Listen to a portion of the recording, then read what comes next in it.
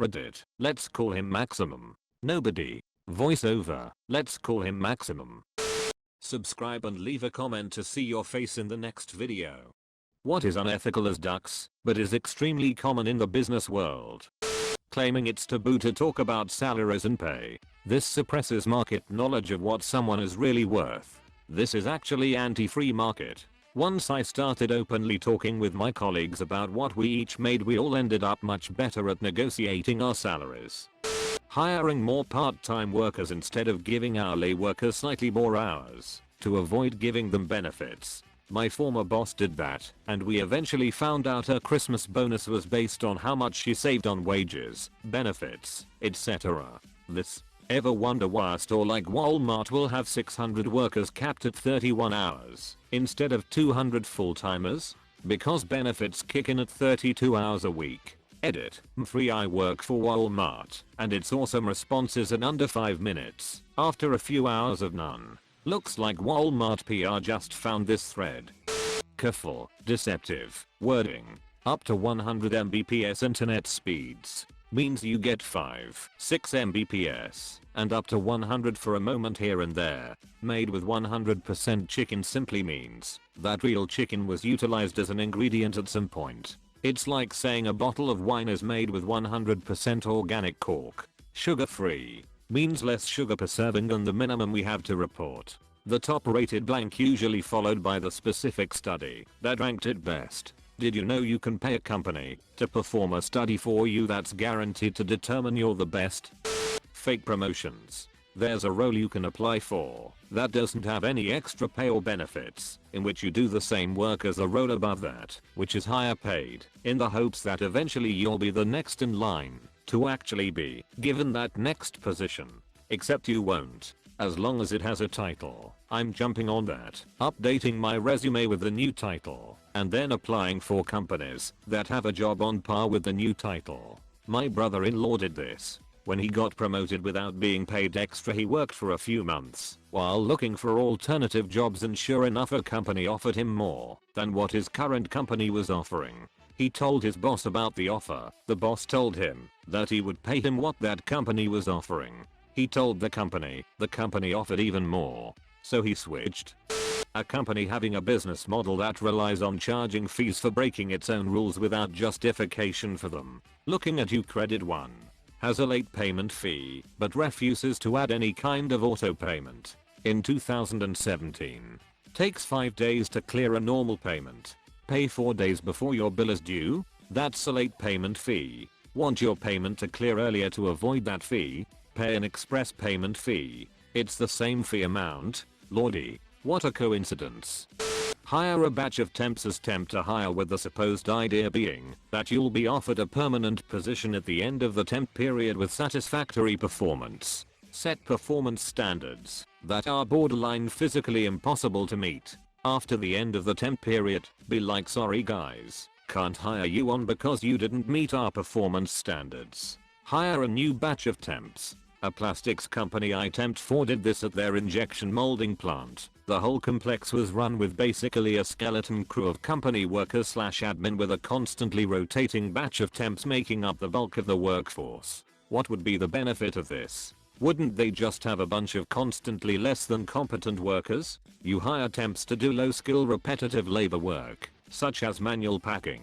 Temp workers are cheaper. Even with the extra fees going to the temp org, you can have them do risky work and cycle them, whereas a long-term employee might get a repetitive injury after years bending to pack boxes, and you don't have to deal with them. Sexual harassment case. Call the agency and have them replaced.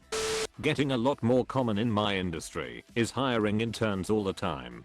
After their few months of training, they get replaced by next batch. With the shortage of jobs and need for experience, many people fresh out of college will happily work for free to gain experience. Using your employment as leverage to keep your mouth shut. For example, a temp agency I worked through tried to deduct the cost of PPE from my paycheck. I told them that legally, employers need to provide PPE to their employees, not sell it to them. They threatened to fire me. I reported them to OSHA. They got fined and had to reimburse everyone their $15 deduction for PPE. Temp agencies are fucking scams. Edit. PPE, personal protective equipment, hard hat, safety glasses, gloves, steel-tipped boots, etc. Nominal weights and measures that don't match actual weights and measures. My company sells by the each, but each item has a nominal weight. We intentionally produce our product approximately 10% light to save raw material costs. Comcast's pricing strategy, where they raise the price an absurd amount from one month to the next and just hope customers aren't paying attention or too passive to complain. Called Comcast Friday to try and lower my bill. I told them I don't want the phone, any of the premium channels other than HBO, give me regular internet instead of blast, and I don't need the DVR. They come back with packages that are $20 to $50 more than what I'm currently paying. Let me get this straight. I drop STARZ, Showtime, Cinemax, phone line, go to a slower internet package, and give up the DVR box and I pay more. How does this make sense? Companies that stifle competition/innovation by buying smaller companies just to stop what the smaller company is doing. Cough Google cough. Literally anything a corporation does that they can be fined for is taken into account as a business expense. If it's cheaper to pay an illegal dumping fine than it is to change the way they process waste, nothing will be done to stop the illegal dumping. Can confirm. My company didn't want to encrypt its computers and just paid a fine every year they didn't do it until the fine got astronomically huge. Then they rushed through encryption and killed like 200 computers, costing themselves about $1,000 per machine. I've learned businesses are not smart. They just set things up so that the circumstances are inconsequential when they make bad choices. Working when you are sick.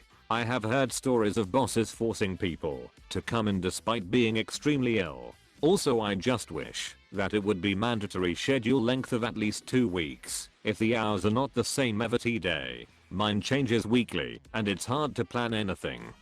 People give no fucks about your luggage or parcel. They get dropped, thrown around every day behind the closed door, especially heavy items. I remember looking out the plane window at the luggage handlers. I do not recommend this. In Birmingham, US. They were dropping boxes, kicking things half-heartedly to push them in, acting like junior high kids given chores they don't want to do. Their orange vests hung shoddily from their shoulders as they shuffled around on the tarmac. Many hours later we arrived in Japan. The luggage handlers had white gloves. Seriously, signaled each other in their transport carts, signaled and stopped even when no one seemed near, really took their jobs seriously. I don't suggest nothing ever gets lost in Japan, and I know Japan isn't perfect, but the difference was striking. Using unpaid intern as worker. They have the exact same tasks as everyone else. They work the same hours, even more because they think that if they work more they will be noticed and hired. They won't, and it's rare that their supervisor take the time to teach them anything. They have to figure out things by themselves. Of course most struggle, and it's used as an excuse to not hire them.